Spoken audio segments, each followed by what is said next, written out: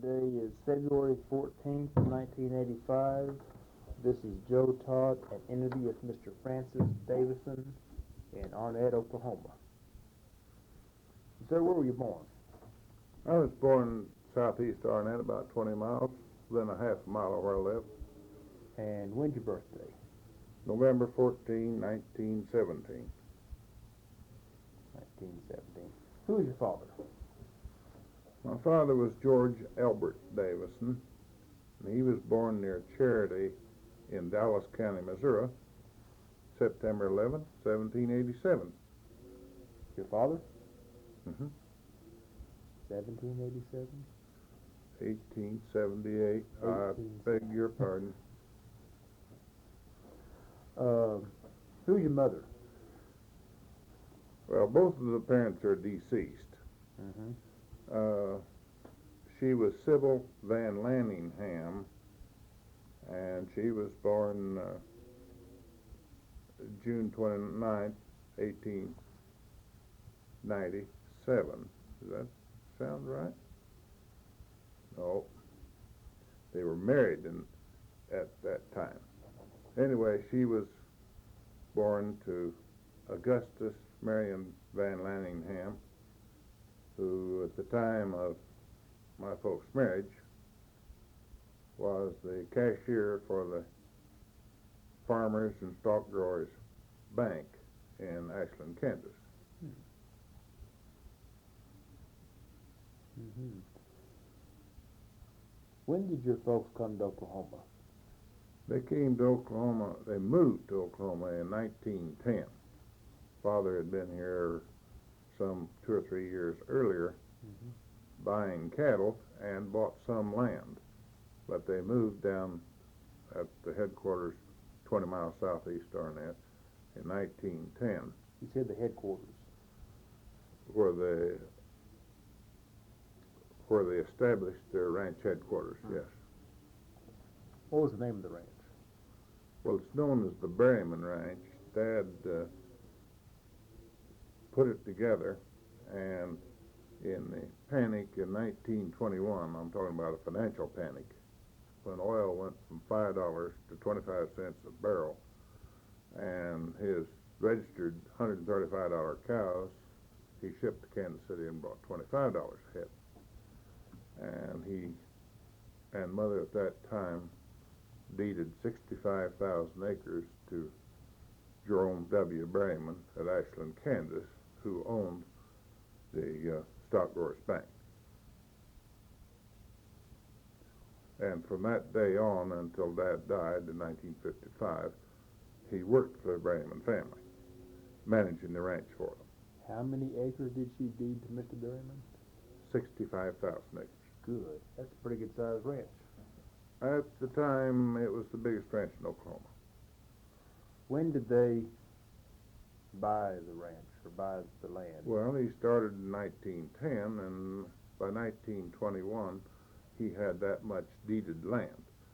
Now, inside of that, there was state school land, there was federal land, there was privately owned land that they leased, so made the ranch bigger than the 65,000 deeded. What caused that panic in 1921? Well, it was the result of government manipulation of printing money, and we always go in a toboggan deal, up and down, up and down.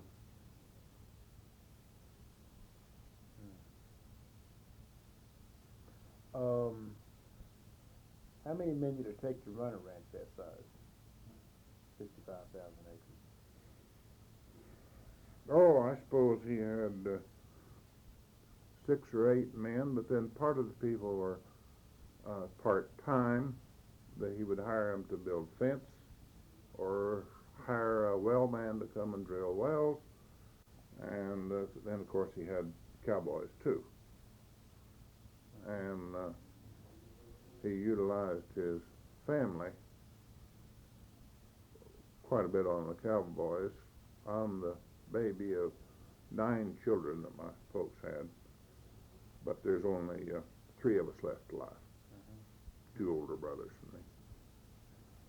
How big is the ranch headquarters? Oh, but what it was two settlers' houses that he moved together and built a porch on each end, put in a kitchen, and they were just frame houses, just Okay. put together.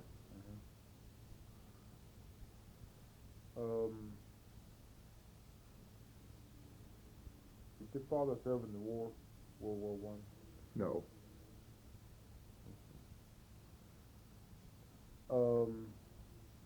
How was he able to buy a ranch, 65,000 acres? Borrowed money. Borrowed money. And so when the crash came, he was unable to pay this money back. And the Drovers National Bank of Kansas City, who had loaned him $250,000, told him, all right, we'll send a man down to live with you, and you ship your cattle to Kansas City. And this is what he did. He shipped trainload after trainload of registered Hereford cows that cost him about $135. And his registered bulls, some of them from England, some from stock shows in the United States, cost him about $500. Those bulls brought $35 in Kansas City. And so you see, there was no way for him to recoup. But the Drovers National Bank were never able to open their doors again. They went completely broke. Of course, he wasn't the only customer they had. And so what he ended up doing was saying to Mr. Berryman, look, I owe $125,000 on this ranch. We will deed it to you. There will be no court costs. There will be no foreclosure. And maybe someday I can refinance and buy it back from you. Which he was never able to do.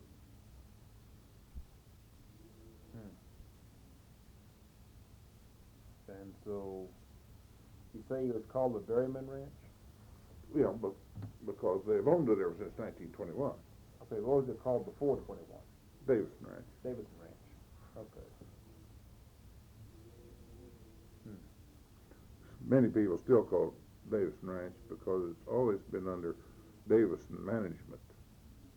Between my father and my brother Vern and myself, we have managed it all the years to now.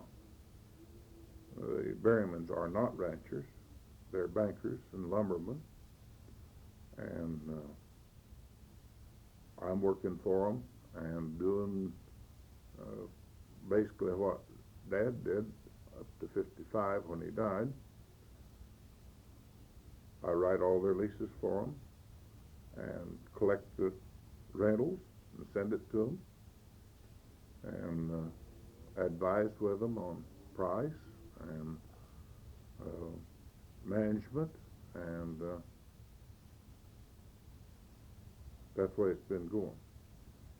You say he borrowed $250,000 to buy the ranch No, originally? no, I didn't say that. Okay. He had $250,000 borrowed from the Drovers National Bank of Kansas City. Okay. But he also owed Mr. Berryman $125,000. No, he didn't. He owed that to some life insurance companies and some other banks. But Mr. Berryman paid that off, which was a lien upon the land. Now, this Drovers National, you see, was covered by horses and cattle and other assets. What would that ranch be worth today? 65,000 acres. Well, I don't know what it'd be worth today.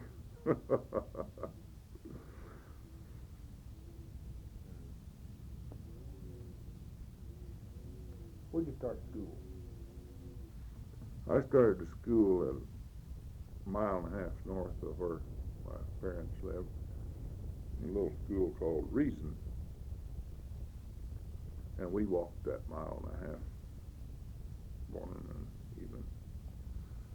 How big was the school? Well, that was a big school. We had 2 rooms that they'd moved together, and had the first 8 grades in it, but one teacher. How does one teacher handle that grade? Oh no, did a real beautiful job. You see, they had all ages, and some of the older ones helped with the younger ones, and but you're only talking about 15 children, maybe 20 at the most. When I was in the 4th grade, enough neighbors had moved away that I was the only student, and the teacher at that time lived in Gage, or outside of Gage, and so we cut the 9-month school term down to 7, and the last few weeks she drove down to my house, and we didn't even fire up the stove in the schoolhouse, and she helped me get through my school books, and we closed it down at 7 months. The next year, I went to another school that was,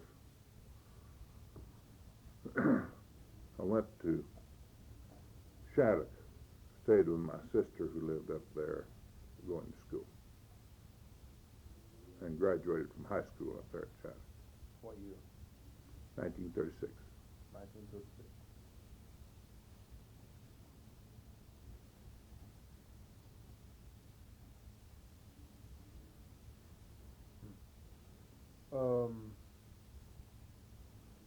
When you were a small boy, what were your chores in the ranch? Chores? Yeah, what'd you do? Well, the main thing I can remember is having to get coal or wood in for the stove and take the ashes out, and we had a cistern with a crank pump on it, and so I had to get water in and feed the chickens and shut them up and gather the eggs and milk a cow, and one of the main chores that I had was to get the horses in and feed them. If we had guests, most guests coming out, I want to go horseback riding. So Dad'd say, go down and get those horses and saddle a couple for these guests. So I would let them go riding, and then I have to put the horses away and so on. Did you have a drill well or a dug well? Well, we used a cistern at the house. There were dug wells different places on the ranch, but they were all jiffy. And that's the reason we used the cistern, which was soft water, caught it off the roof, you see. Okay. What's the water table around here? How deep is it? Well, that's a wild question. Well, our wells out on the main part of the ranch run from 75 to 225 feet deep, but down on the creek where our headquarters were, those wells were 20, 25 feet. That water still jiffy? Mm-hmm. I don't care how deep you go, it's jiffy. If you get down in that formation. Now, out here in the sand hills, which up above it, that's good water. We have a layer of sand through the center of the ranch that's on top of the gyp formation ground that's underneath it. They have good water in it? Mm-hmm. Excellent water. Tell me about the Depression of the 30s. How did it affect the ranch, you and family? Well, it was a very severe time financially. Just wasn't any money coming in. And I can remember that Dad still had a start. His cattle were pure bred Herefords. They weren't registered, they were just pure bred. And in the 30s, it got so bad that our calves weren't very big. And in 1936, my neighbor, Jim Wagner, came along, and Dad said, I want to sell you these heifer calves. Jim says, I don't have any place to put them. Oh, he said, you do too. You've got a bunch of tumbleweeds, Russian thistles over there. You can kind of wear them on that, a little bit of cake. And so he got a hold of his brother, Charlie Wagner, and Dad really twisted their arms to buy all of our purebred Hereford calves at $11 a head. That fall, they sold the steers to a man up by Shattuck who took them to a feedlot at $16 a head. Well, needless to say, this left no money for family. That didn't even pay the expenses on the cattle. Didn't pay the pasture lease or the cake or the gasoline or interest or anything else.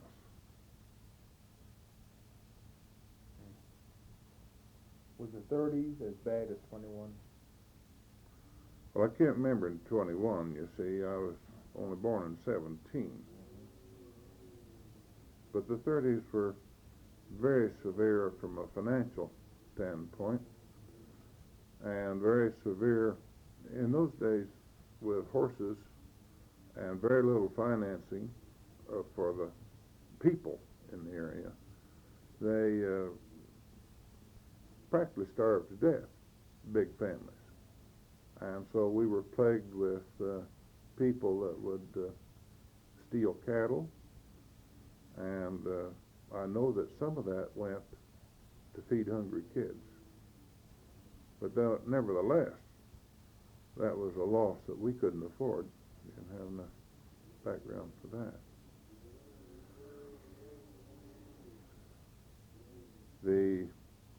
It wasn't quite as bad down where we were, but west of Garden City, Kansas, and in that area, Dodge City, Kansas, and in that southwestern part, the only way you could tell the pastures from the fields was that there were some yucca plants in the pastures, but it was all just rippled sand.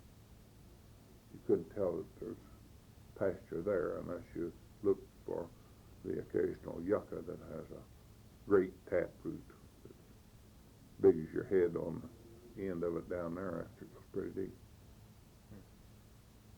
What about the dust storms?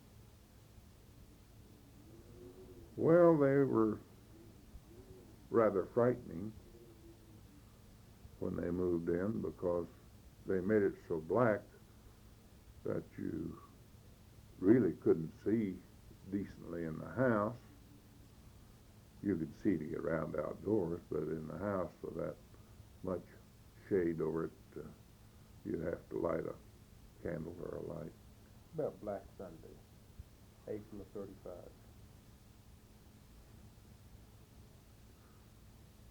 Well, my recollection is that was the start of the tremendous dust storms.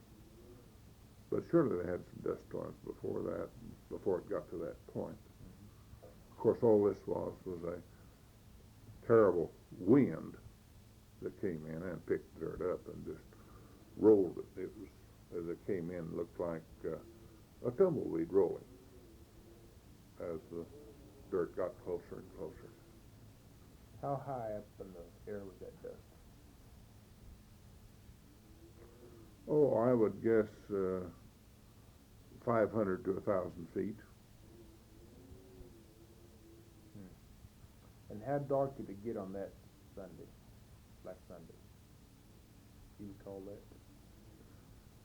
Oh, just like dusk after sundown and before you gets dark. Mm-hmm. What caused those dust storms? Dry soil and high wind. And when you get into a drought in this part of the world, you have high winds. This is a part of it. What ended the dust storms?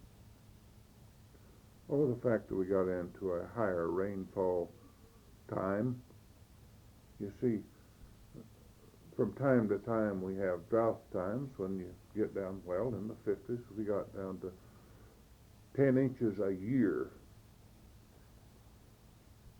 Now we have a 23-inch average rainfall at Woodward, which is the USDA Southern Experiment Station there.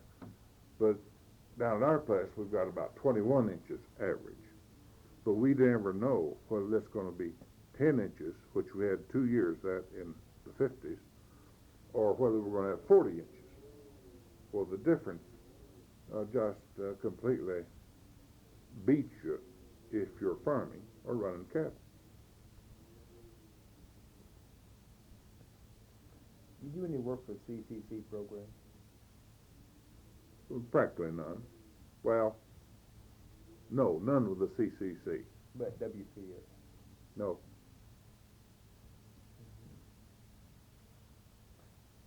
After high school, what did you do?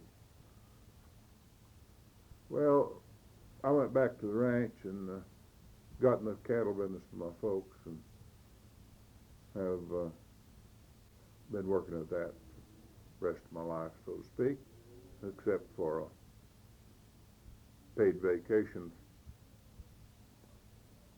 from 41 to 45 when I was on the government payroll and had a $20,000 paid vacation in Europe, clothes and food furnished. Did you enlist or were you drafted? I was drafted. When? Gosh, I don't know. It was the latter part of 41, I guess. What were you doing in Pearl Harbor Day? Well, I was over at the folks, my wife and I, and we heard over the radio what had happened, and we wondered what kind of a change that would make in our lives. Of course, we had no idea at the moment that it was announced that Pearl Harbor Day had happened. We didn't know that our government had stupidly put our whole Navy at Pearl Harbor and let the Japanese come in and sink it. And our government leaders in the military weren't very anxious to tell people that was what had happened. Mm-hmm. Where did you take basic? Camp Roberts, California.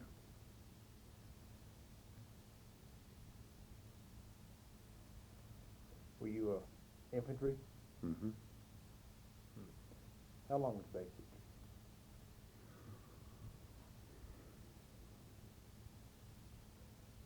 Uh, 3 or 4 months.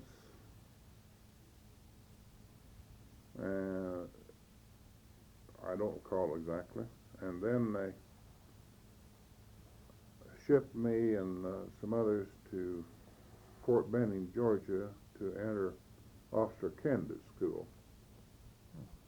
And after a 13-week crash course in officer candidate school, and I got my lieutenant's bars, then they sent me to automobile mechanic school for another 13 weeks down there. And when we came out of there, 12 of the about 100 students were selected and came out to Camp Gruber, Oklahoma, to activate the 42nd Rainbow Division. Were you one of those? I was one of those. And we were, those I'm talking about were graduates of the mechanic school, and so they put us in motor officers' positions, and I was a battalion motor officer. What were your duties in helping to organize the 42nd Division? What did you do? Well, our whole division was people that just finished basic came, and we were assigned and made up companies and battalions and regiments and the division and special companies, and we set about training, trying to make this a combat group. And we had intensive training because, you see, the war was already going, and they were wanting us.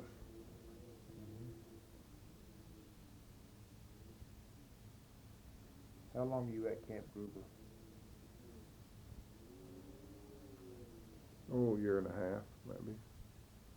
Where'd you go from there?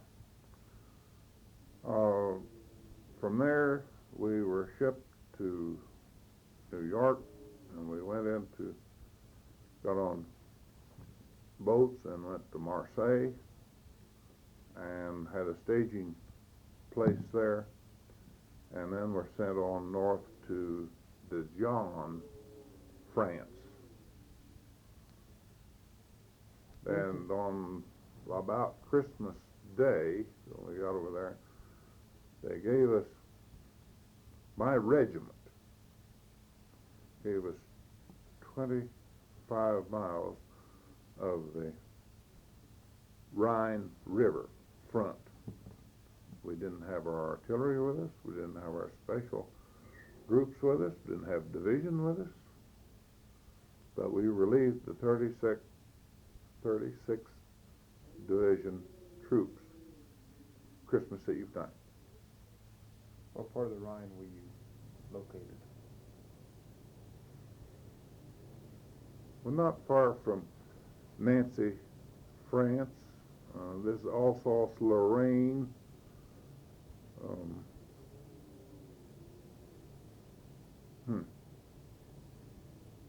One of the towns was Manhattan over in there. Okay, I'll call just a minute. What was the name of the town? One, Manhattan or Mannheim? maybe it was Mannheim. You're right. How about that? Now, you weren't even there. I just got back. Okay.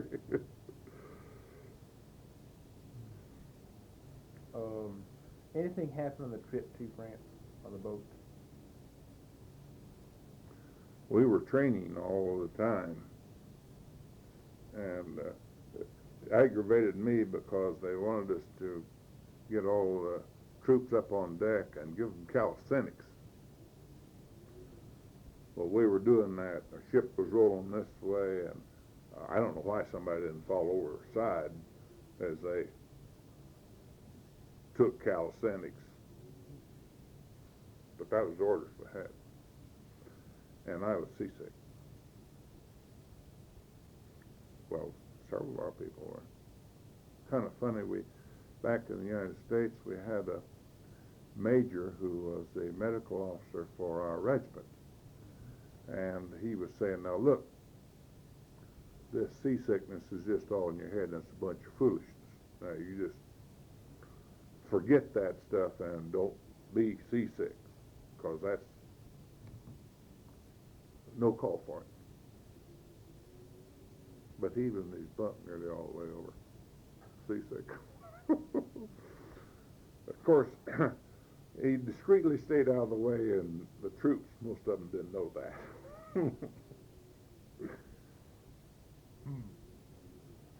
When did you land at Marseilles? When?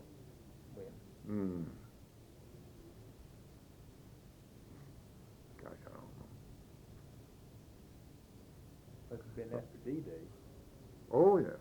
Oh, it's a long time after D-Day.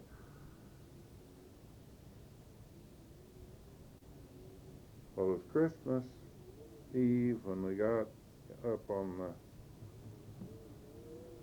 Rhine River. And so this would have been in December 1944. Yeah. When did you cross the Rhine? Well, that was weeks later. We were just holding it, and in the meantime, we had the Battle of the Bulge, and we were just on one edge of it, and it ran over a couple of our companies and just annihilated them. Were you involved in the Bulge at all? Well, I'd say we were on the edge of it, but no, we weren't direct in line, but a couple of our division companies were. 242nd men were where the Bulge went, and they were just flat run over. You can't call it anything else. Wasn't anything they could do, nothing that, to their discredit, they didn't run, they stayed there, and it just practically wiped the company out. So, H Company 242.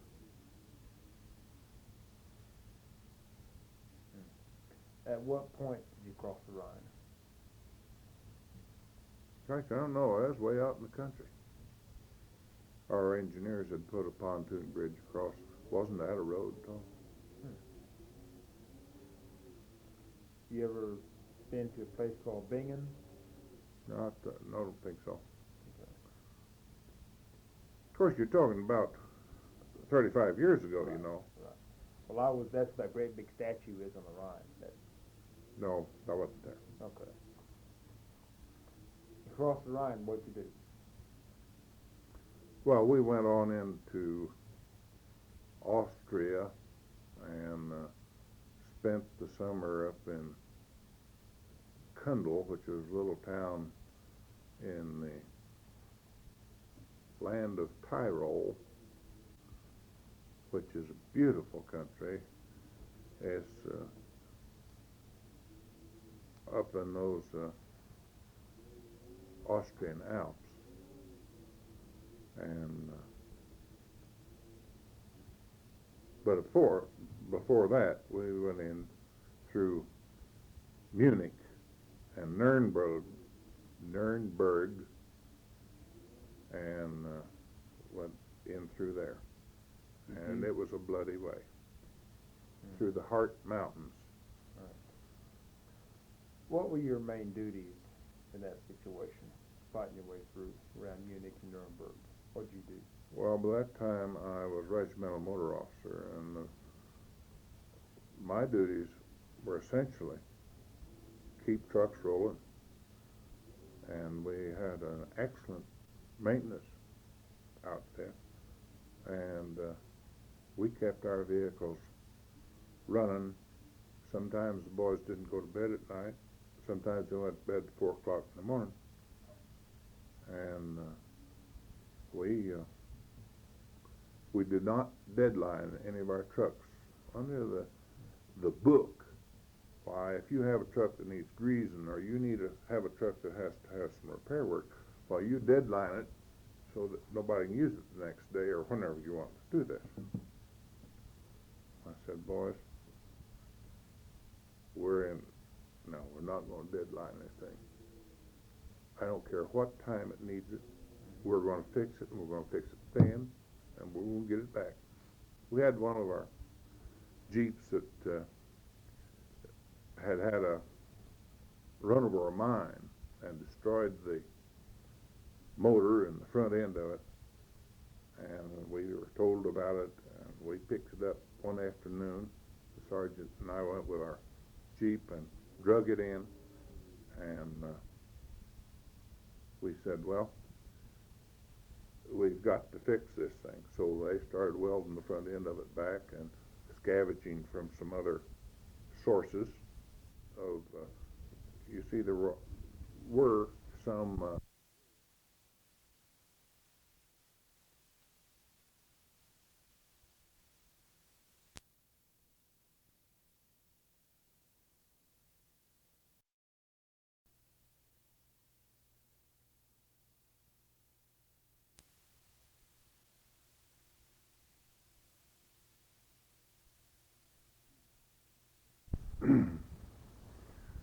we had a medium ordnance company that some of our sergeants had connection with one of their sergeants. And so I sent 2 men back to that and said, look, we need a Jeep motor. And they got it that night, blackout, and brought it in.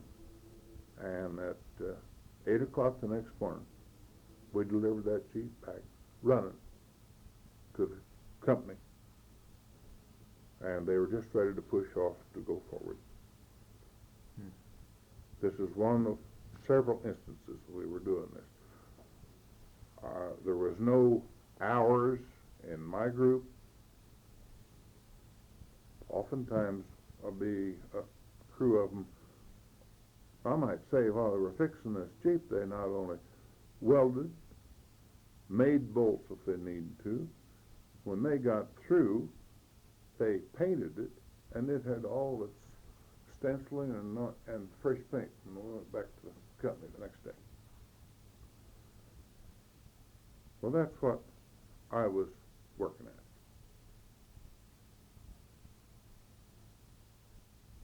Like, did a good job.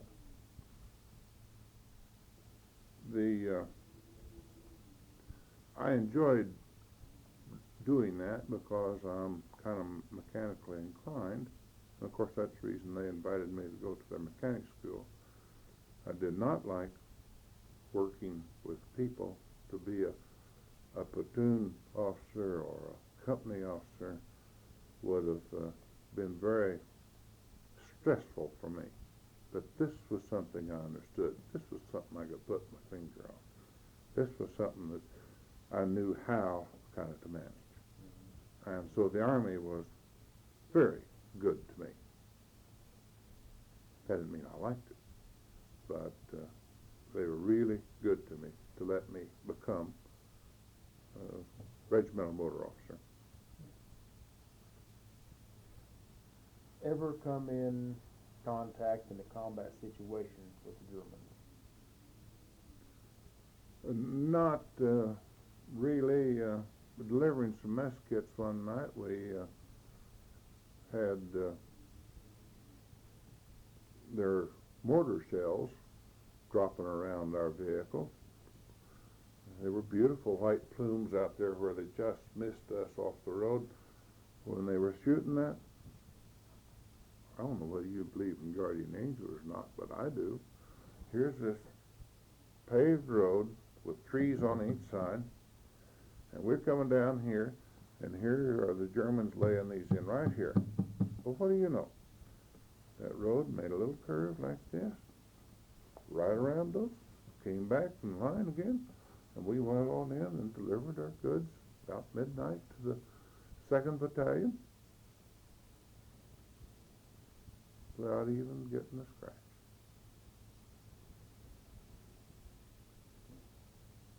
Did you go through Dachau?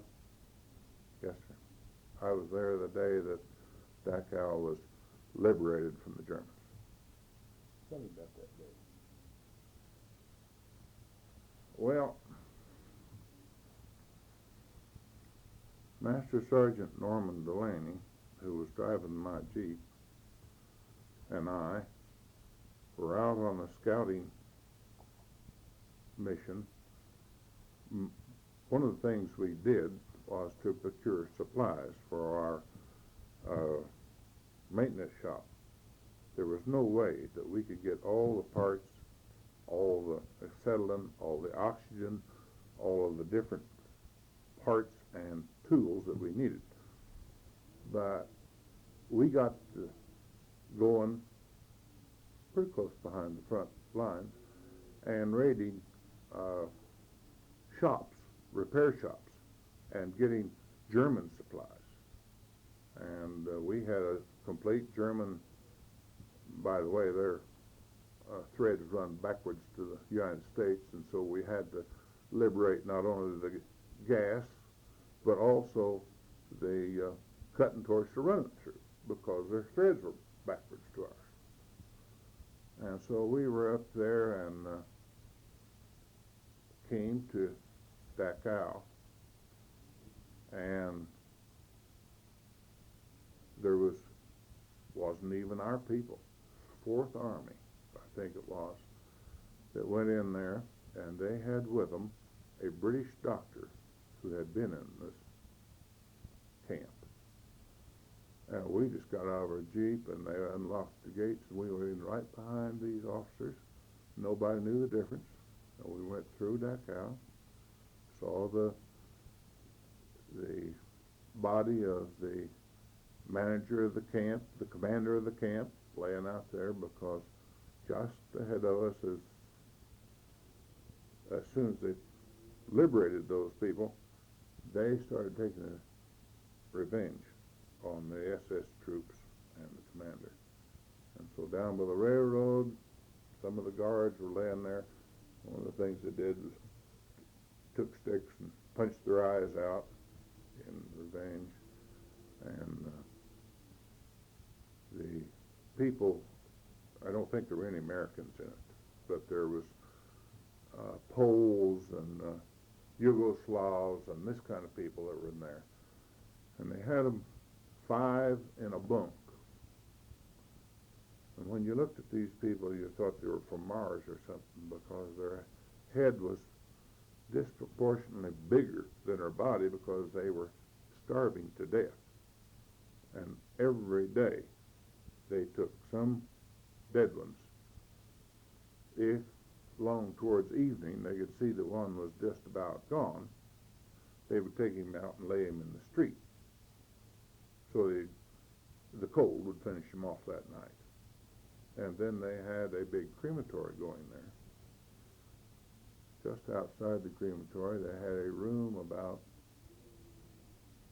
I expect 15 by 18. And it was stacked almost to the ceiling with naked bodies, just right next, so they drug them out just as fast as they could keep. And of course, part of the inmates ran the crematory. And we never shut it down. We had to keep it running to dispose of all those bodies. But our people came in immediately with soup, but still some of the people were too far gone. How many people were there in Dachau, inmates?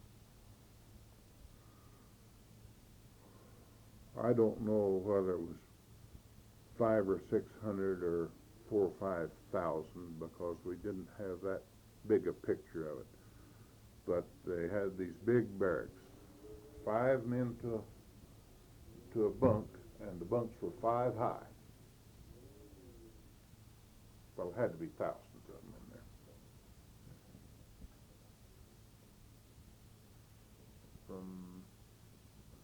I've heard stories that the German people said they didn't know that these camps were in existence.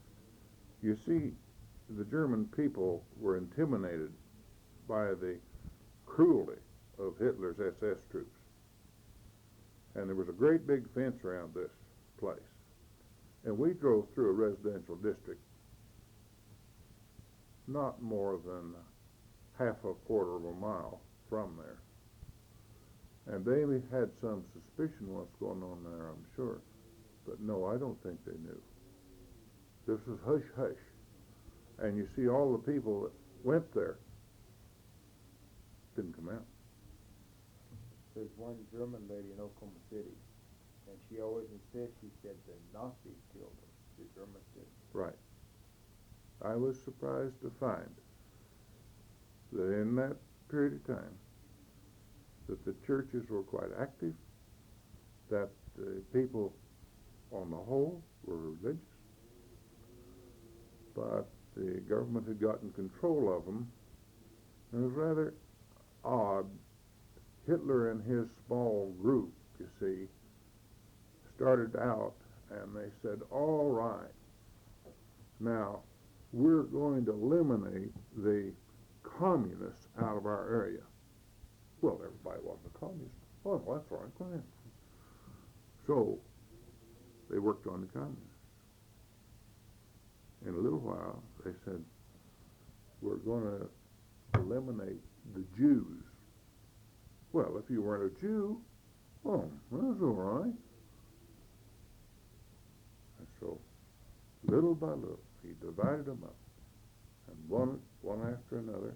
And then when he came down to persecuting the churches, there was nobody to stand up for him. His hold was so complete. He terrorized the populace. Nobody dared say anything against him or do anything, or they'd end up in one of those concentration camps. I understand he had a brother that was against him, and his brother even disappeared. Well, you know that his highest generals, Rommel, one of them that did such a wonderful job in Africa that we like not ever whooped him, tried to kill Hitler later on. And I think he was the one, at least one of his generals, they caught him out in the countryside and they said, all right, now, if you want to confess that you have been a traitor, here is some cyanide you can take. If you do not, we'll take you in and we'll torture you and we'll shoot you and we'll destroy your family. That was Rommel, yeah. All right. So, being a gentleman and a scholar, he took the cyanide because he didn't want his family touched.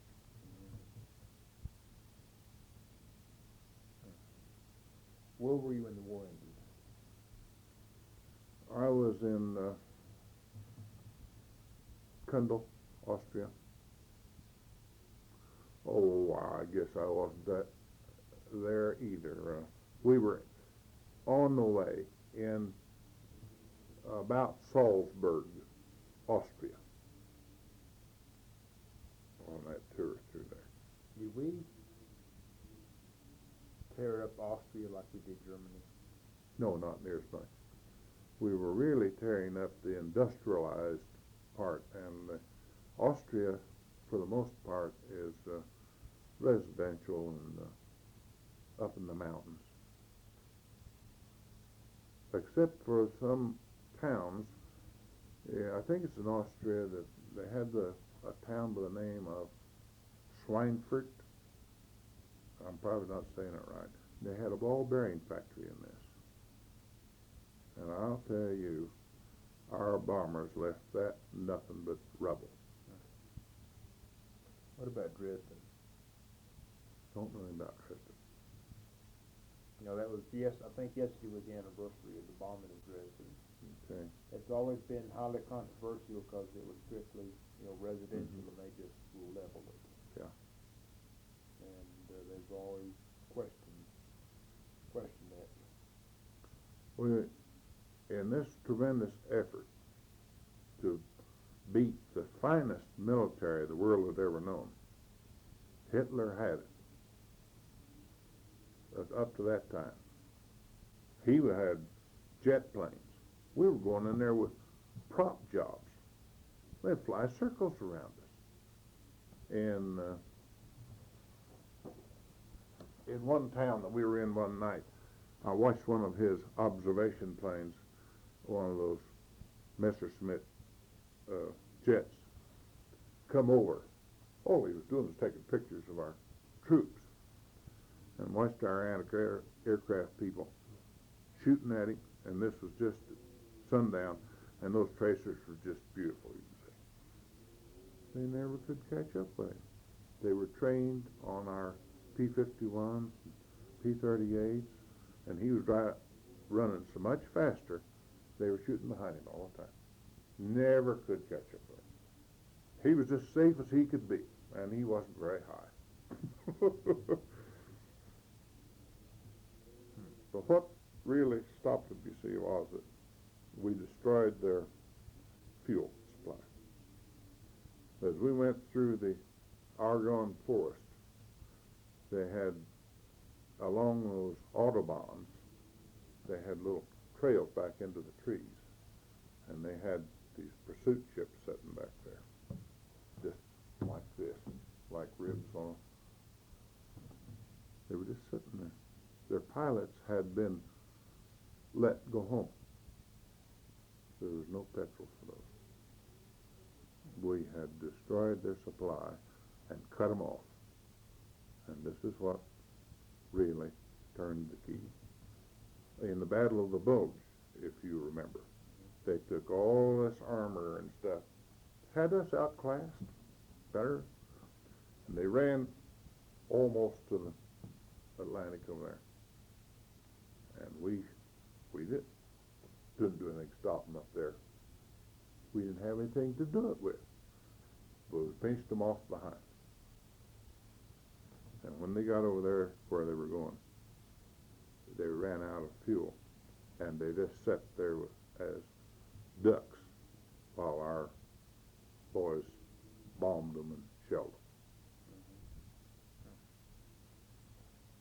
What did you do in VE Day?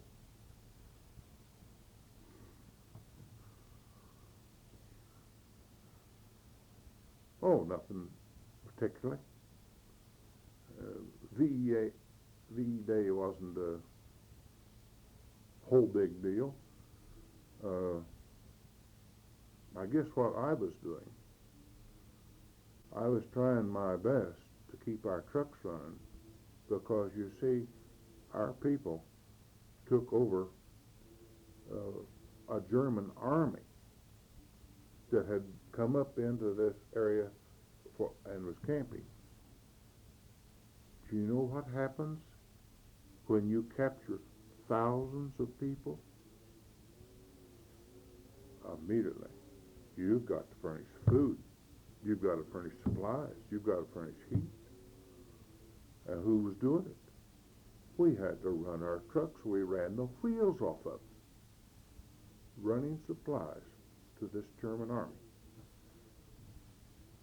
Wasn't any let up in the motor pool at all. We had trucks running day and night to try to supply the needs. And this army, of course, wasn't at their source of supplies. They had retreated to get away from our army and were, so to speak, off base. They were out there in the woods. And when you lay your hand on his shoulder, okay, you have a charge that you're going to have to take care of. Mm-hmm. When did you get your discharge? Oh, it was October 45, I guess. And when did you get back to the States? Oh, at that time, I came right straight, Okay. came in at Boston because there was a strike on in New York, shipment strike of some kind, and took train and went into Camp Chaffee, Arkansas here, and got my discharge at that time. Then came back to Arnett. Yes. I say a discharge. They put me on the inactive list. I haven't had my discharge yet. See, they didn't discharge their officers. Right. They put them on inactive, and we were on call. And those of them that wanted to join the reserves in order to enhance their pay on down the line were then called back in Korea. Yeah, in the Korean deal. Did you join the reserves? No. I said, no, I want to go home. But they made us sit for an hour and listen to them try to brainwash us. And a good many of them did. But of course I had a business at home. And my father was in and out of the hospital. And I felt that I had a wife and 2 children at that time. So all I wanted to do is turn me loose and let me go home. We got home on a point system, and I'd had enough points for several weeks. So there wasn't any question about my being able to get out at that time.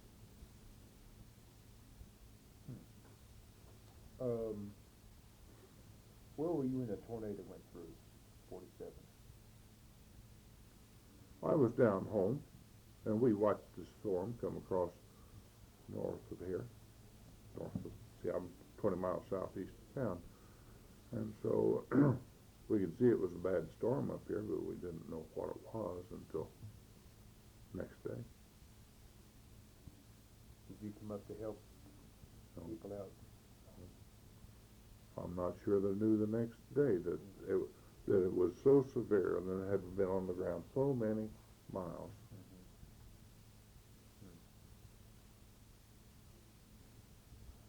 Oh, you see, then since then you've just been farming, ranching? Been ranching ever since then. Mm-hmm. We don't do any farming. Where'd you meet your wife?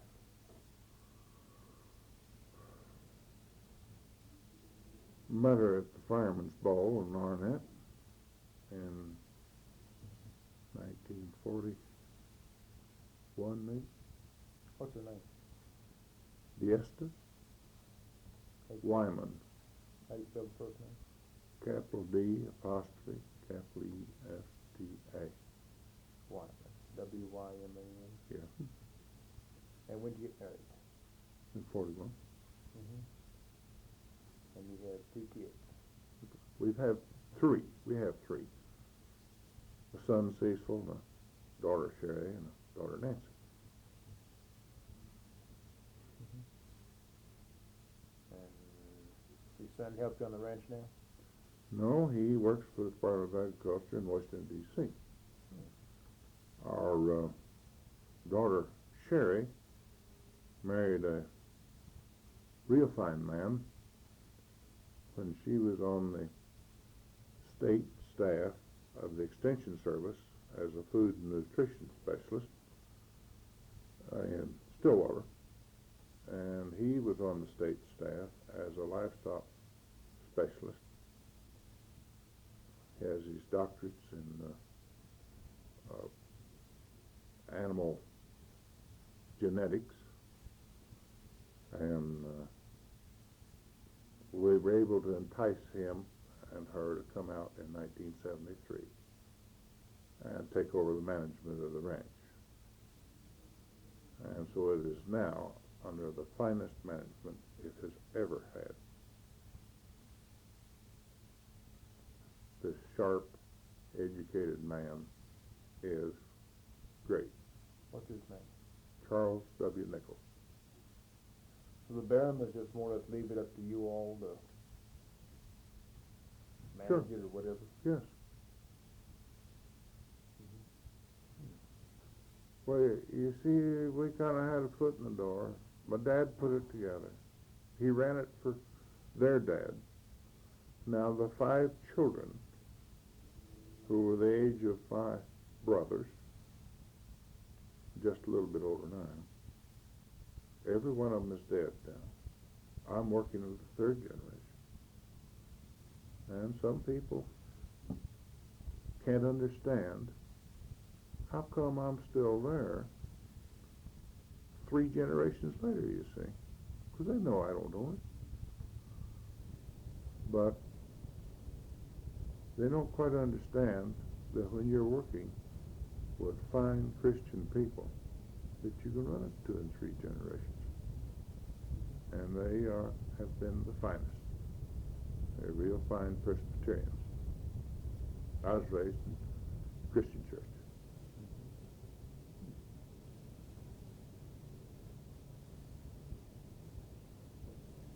Were any of your grandfathers, great-grandfathers in the Civil War? Yes. Are there any stories about them? Yes, there was a General Brackett Davison. Back there in, their spelling in those days was very poor, and if you go to looking at the history in what's written in the records in the courthouses and what's on the tombstones, as my brother Vern has done for months, we find that several of this ancestry spelled their name 2, 3, 4 different ways according to who they were.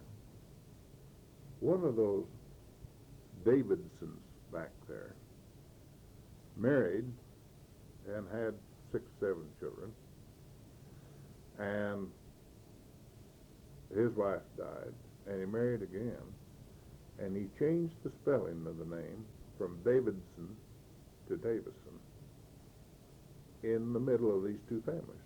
Wow. So part of his children are Davisons, part of them were Davidsons. Any reason why he changed? I don't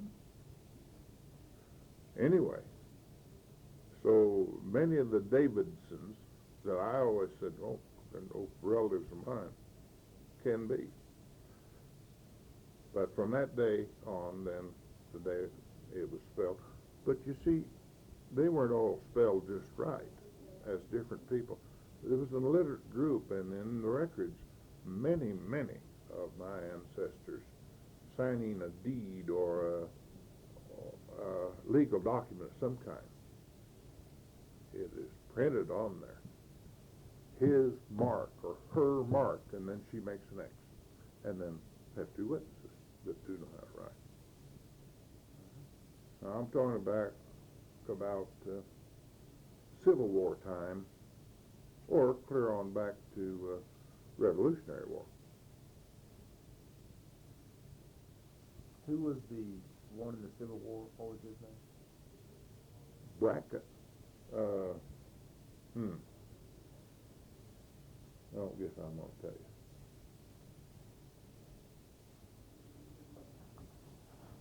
Sure. Oh, somewhere in here. Oh,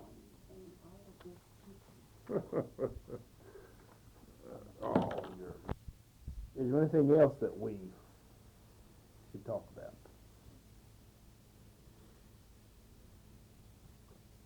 oh, I don't know. I was trying to think of a story that might be interested in. You might be interested in the early settling of this country, back when my folks moved down here in 1910. There were many farmers in this area, and they were proving up on this, and Dad didn't think there would be anybody that would file on this sorry sand that is the middle of the ranch. But they did, and he bought something like 200 quarters, I believe, from insurance companies. We were talking about the drought of the 30s. There was also a drought back in the 20s. And our people moved by the thousands out of Ellis County, California. And there they coined the derogatory, nasty name Okies. These people went out there, they were destitute.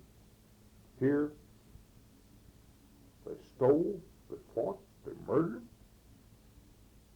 Years later, I was surprised to find many of those people were judges, they were mayors, they were district attorneys in California. What they'll do, what you and I will do, if our kids are starving, is another ballgame. Anyway, by the hundreds, in 1916, I think, there were 18,000 people in Ellis County, Oklahoma. By 1939 or 40, there were 5,000 people in Ellis County. And we're not very much above that right now.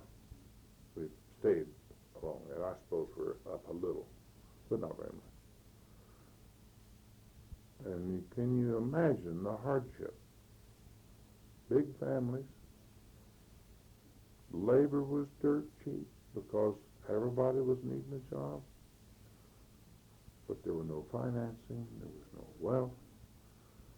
This arid country wouldn't produce hardly anything.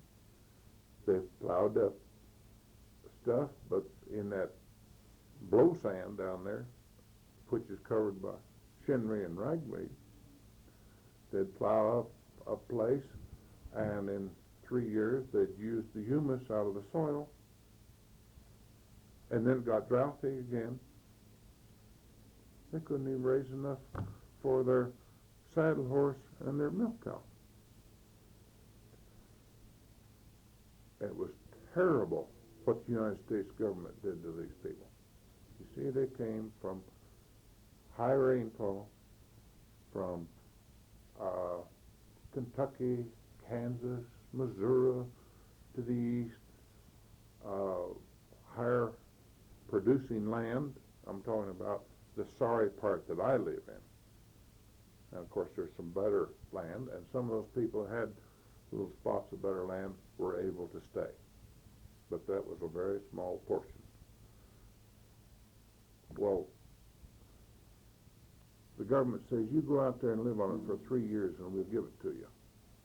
They had great aspirations of being a landowner, having their own 160 acres. Had no idea of the hardships they would encounter. And of course our government planners didn't have any conception of what they were doing to these people. So it was a terrible thing that our government did, and I know the people that did it said, oh, we'll give these people land and we'll set them up. And more recently, in our welfare program, they started a program in eastern Oklahoma buying up some of that worn out land over there and going to start vineyards. And they took people out there and started them on it. It was a complete failure. Within 3 years, they had 1 or 2 out of all those that set up. It wasn't suited for it. You couldn't make a living on it. 160 acres of good land you couldn't make a living on back in those days. And that's the reason today, instead of 160 or 80 acre farms, you'll find a section or 2 of nearly all of our farmers, because they starved to death on a smaller one. There's no room to feed your family.